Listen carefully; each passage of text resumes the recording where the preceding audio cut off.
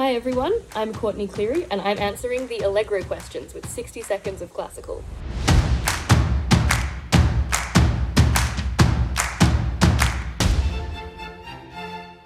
So I currently live in New York City, but right now I'm in Brisbane, Australia, which is where I grew up. So I've studied in a few different places. Currently I'm completing my master's degree at the Juilliard School in New York.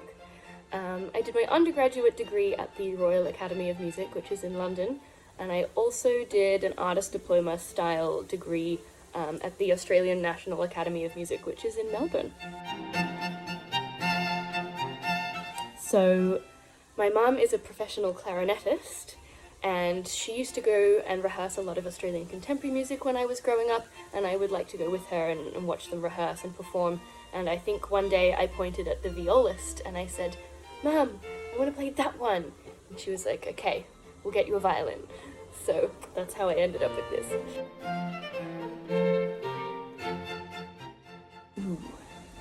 Probably Iceland. They have a beautiful new concert hall in Reykjavik, and it's also one of my sought-after holiday destinations that I haven't done yet, and I'd just love to see the incredible scenery.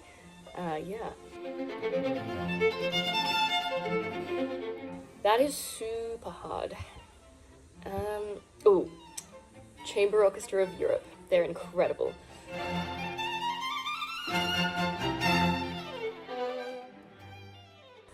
Oh, that's really difficult, but I've been working a lot with my pianist, Mihai Beretz, so we'd probably record maybe Strauss Sonata, Poulenc Sonata, maybe some Bartók. So for me, that would definitely be Messiaen. He had such an incredible life, and also a lot of his compositions, actually I think all of his compositions, are based on the fact that he has synesthesia, so he associates pictures with colors, and I'd love to just talk to him about how that influences his harmonic structure and compositional methods.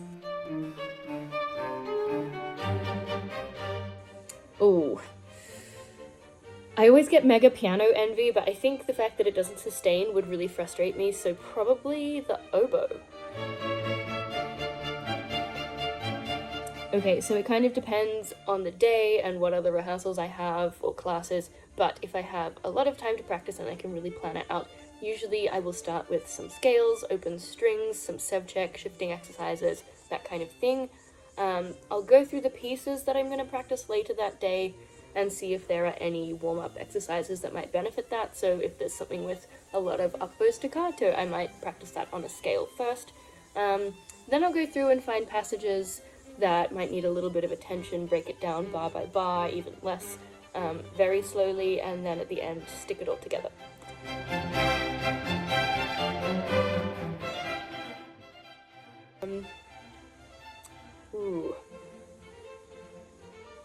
Don't let anybody tell you that music is just a hobby. I had a lot of people tell me that growing up, but if you really, really want it, you will put in the work, and it's really rewarding when you finally get to play professionally. It doesn't really feel like work, getting to walk on stage with your friends and play chamber music, that kind of thing.